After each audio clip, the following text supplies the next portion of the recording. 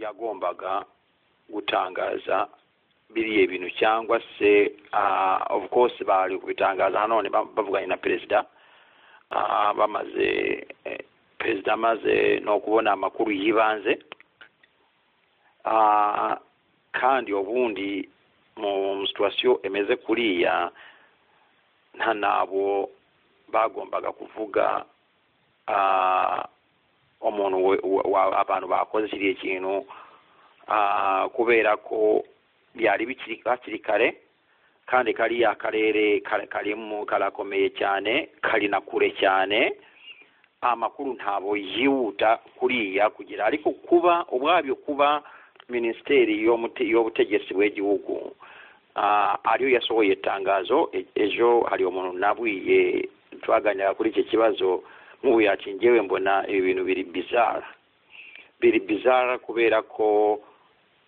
minisiteri ibyanditse ubundi ntabariyo yahagombye kubyandika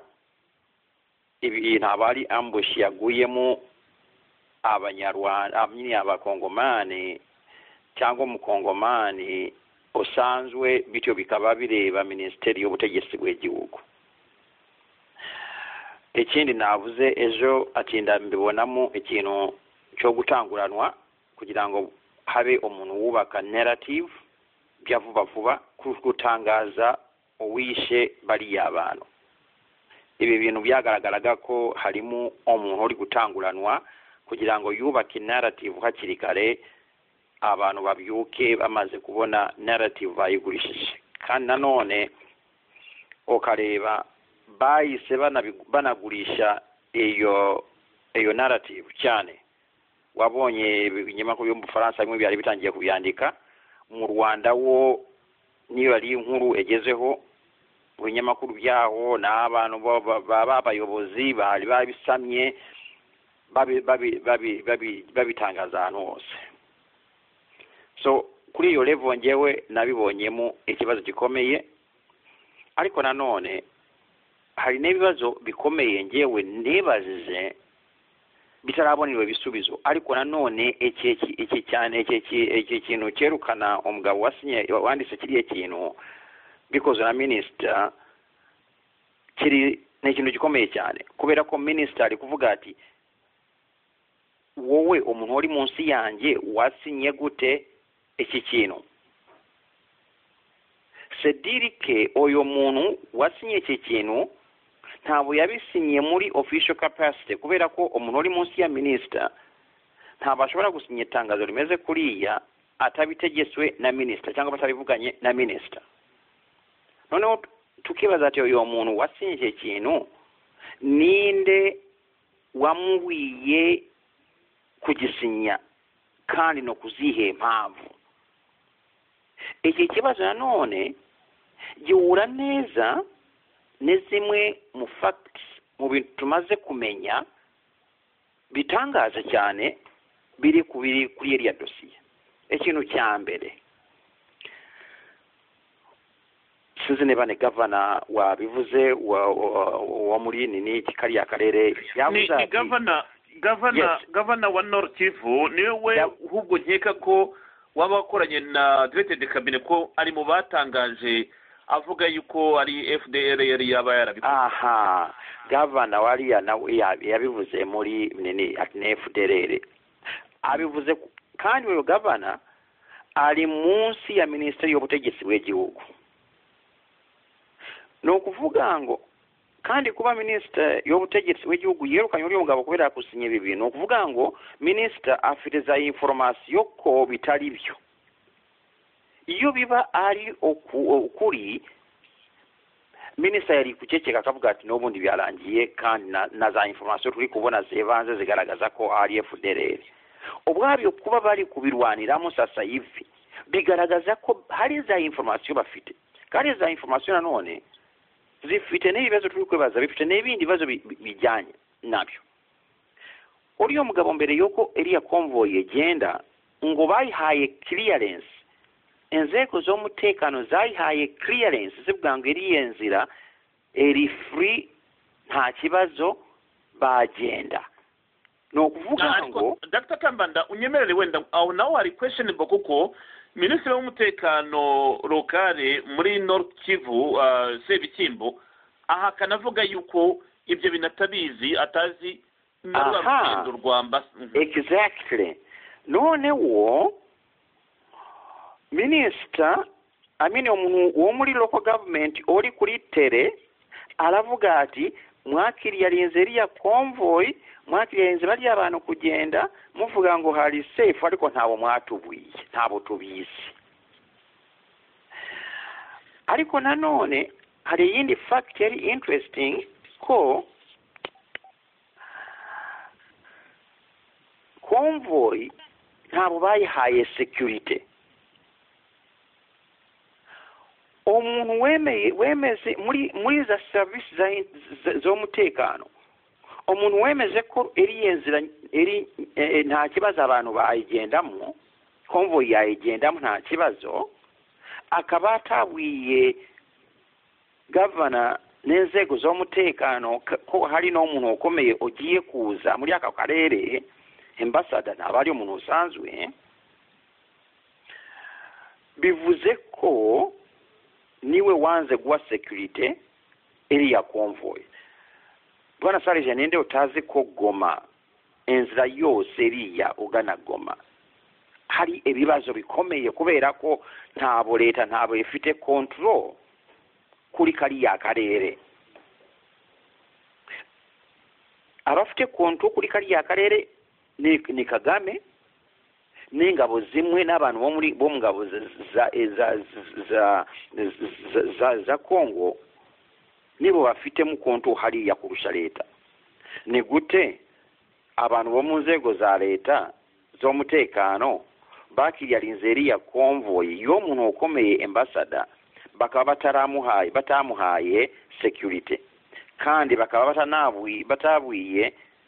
n'abantu kuri tere ati aba bantu bari mu nzira baraza nanone ngewe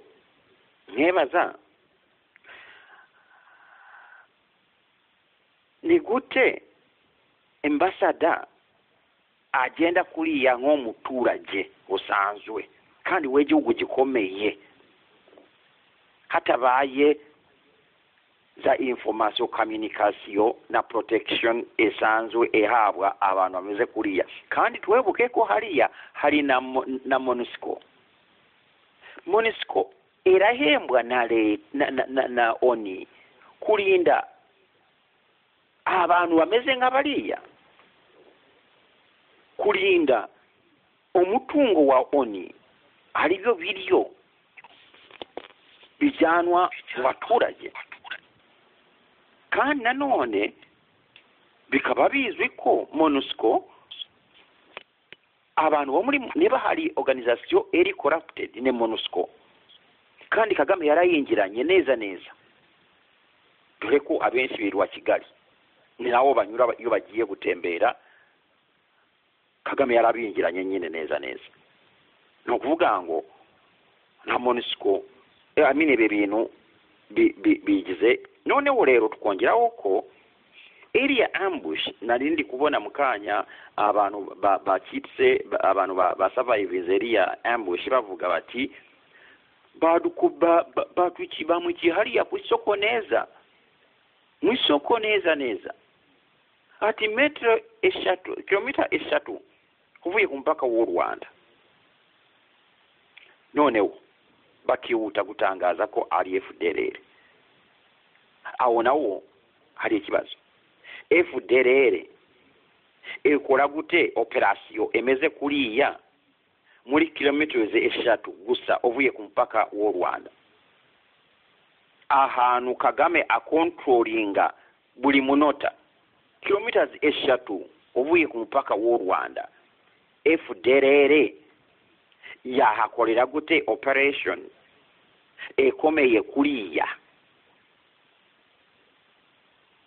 kandi FDLR yakura he coordination yatumye biriye bintu byokwanga gwo mutekano bali abantu kubabesha ko enzana nyirabagendwa kuba bata communicating za wagiye FDLR FTV obwe bubasha bwokuba ya manipulating the system kubera ko bigaragara ko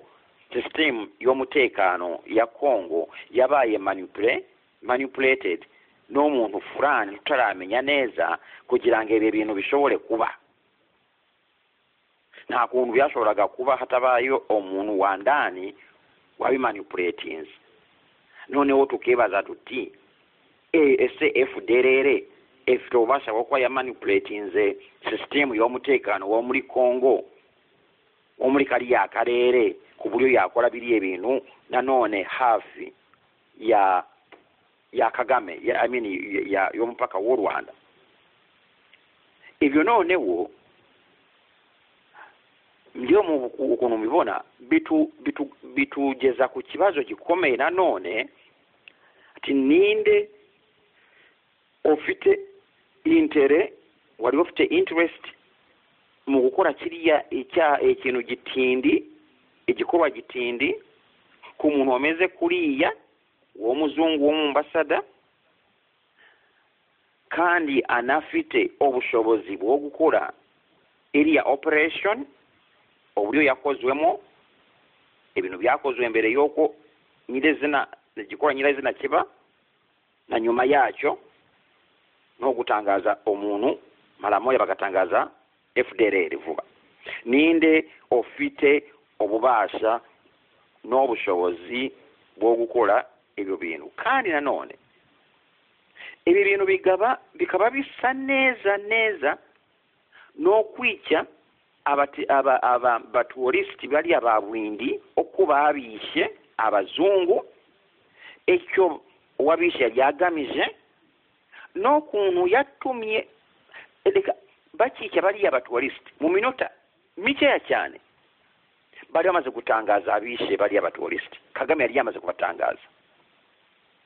nyuma y'eminsi mike bali bamaze gufata ngo abantu bose ngo baregwa bishe bali abatouristi ariko byaje kurangira Amerika imaze kumutse gitutu noneho kamubwira ati mutuwe aba bantu baze hano iwacu tubaburanishe Kagame amaze no kubikuramo inyungu ze kubera bari maze no gushira omuto wa ariri kuri liste y'abaterroristi Amerika imaze kumutse gitutu ati aba bantu twe turabashaka ntabo zatuwira gusanga mwabafashe ngo mwabaye interrogating ze wanyu twebwe dushaka ko baza hano twebwe tukabifatira Kaga yaratitiye yari yatangiye kwanga kubatanga Amerika atyoya urabatanga amaze kubatanga hano mwabonye uko byagiye Amerika yasanze ko bari abantu bababesheye ahubwo bakanavuga ati umuntu wabwiye abantu kuvuga ko ari we wishe bari abatouristi akanatubwira n'amakariso bari bambaye bari abafashwe akatubwira n'ibintu byari ku mubiri wabo kandi bisa neza n'ibiri ku mubiri wabo n'amakariso bari bambaye akemera ko bakamwemeza ko ari we wafasha aba bantu ku ngufu kandi bikagaragara ko mu bizame byakozwe ko aba bantu abariho bafashe ku ngufu bigaragara ko wategetse aba bantu kubivuga kubikwemerera icyaha niwe wagikoze uyu muntu ni Kagame n'ingabo ze so igikorwa cyo kwica umwambasada kirasa neza n'igikorwa cyo kwica bari abatouristi kandi noneho tukibaza ni zihe nyungu Kagame ashobora kuba afite mu kwica uyo aba bantu umwambasada muri iki mukiro kimeze kuriya tukibaza ni zihe nyungu yo giye kwanaliza ziri inyungu afite sasa hivi ni zimwe nazo yari afite mu gihe yicaga bari abatouristi mutigute kwanza turagira muri izo nyungu tugombye no kwibuka ko kariya gace kaza rucyurunene uko babivuga kariya gace Kagame arakakontrolinga apana gusa n'ingabo ze cyangwa n'ingabo za Congo ariko twebuke ko mu gihe FPR yirukankanaga abantu b'abakongomani muri kariya gace ebajyana mu nkambi mu Rwanda, Kagame yahajyanye abantu benshi yakuye mu Mutara no mu bice bimwe akabajyanayo guwatura. Kariya karere kuzuyemo abanyarwanda bavuye mu Rwanda cyane cyane mu Mutara, Kagame yajyanyeyo guwatura mu gihe abakongomani birukanka bahunga intambara. Kagame abyinje muri Dr. Kamana, ibyo bintu nari nzi ko rero wenda atari ukuri, kubera ko najyaga numva abakongomani bavuga bati turicwa bakadutwara amasambu yacu, nge nkagira ngo reka nkubwire bwana Charles, bari abagabo ba Rutatina, Jaka Nziza, bari uriyo kuriyengo enyera gutabara, nibo bari bashinzwe gutuza abanyarwanda hariya. Babajyanyeyo bahafite amasambu, bahafite amafamu. Abasirikare Kagame hariya ahafite inka nyinshi, n'abasirikare bakuru bahakura, bamwe bahakura amata menshi. Amata n'inyama zijya mu Kigali nyinshi zituruka mu nka zabo ziri hariya. Bafashe abantu benshi mu Mutara, imiryango myinshi bayijyanyeyo hariya. Ibintu biriya byari systematic, ntabwo ariyo rugambo byarabaye, Sasa ibi bintu birakwereka ko hariya Kagame afite mu ntoki ze arakontrolinga ku buryo ashobora kuba yaranebeshye ati nahakorera iyo operasiyo nkabita kuba FDLR,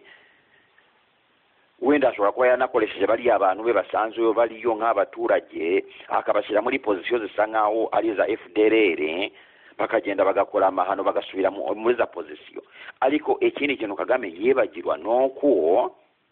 kariya gace karacyarimo za drone za UN zirafata amashusho buri munota. Imikino yose Kagame ashobora kuba akiniramo hariya irafatwa ku mashusho ni at least nyinshi, kireka niba babihanaguye cyangwa zitagiyeyo kubera yakoresheje abo banini ba Monisco nabo akabakoresha. Ariko ngira ngo ziriya za drone zikoreshwa na neriya nini brigade, ngira ngo ntabonebuka neza, ariko ngira ngo ziriya ezo za drone zikoreshwa na za brigade, iriya brigade yashizweyo. Ariko nanone byari byose turi kureba impamvu Kagame ashobora kuba ari wakoze ariya mahano. Impamvu ya mbere nuko yanayakoze na mbere kumuri bwindi ubundi no mu mategeko. Dr. Kambanda, kugira ngo ntibagirwa cyangwa utibagirwa aho hantu warugeze harakomeye, kuko wagiye ubona amavideo yasohotse ahantu tuvuge niba FDR yari ifite gahunda yo gukora biriya bikorwa. Urabona abaturage ni vive, abaturage barahari barafata amavideo, baravuga bati njobale banatosha mateni banavana ya polisi. Aha niho wakibazo uti abo bantu biyambura imyenda bari bambaye bagasigana ya polisi izi nyeshyamba, kuko nibwo twavuga ko zifite iyo myambaro zihindaguranya. Abaturage bari njobale banatosha mateni banavana ya polisi, kandi abaturage bahagaze hariya amasafa arakuka. Ni ibintu bigaragara ko ni nka sinema. Erega bariya abantu uvuze ngo abagizi ba nabi babaswa. Uriyo mugabo wakise muri umwe mu bantu, uriyo mugabo bagaragaje ejo bundi afashe ambasaderi ku ntebe amufatiye ku modoka, basohoye video amaze kugera mu bitaro. Yavuze neza aho babakubitiye